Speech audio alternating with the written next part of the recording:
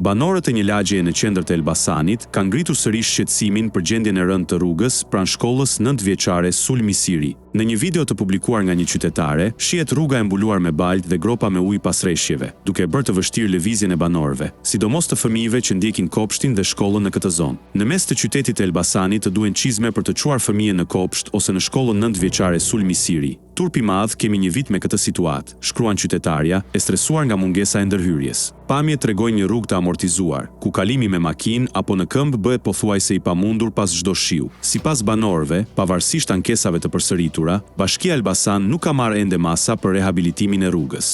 Ata i bëjnë thirrje kryebashkiakut Gledian Llatja që të ndërhyjë sa më parë, pasi situata po bëhet e padurueshme dhe po ndikon drejt për drejt në jetën e përditshme të qytetarëve.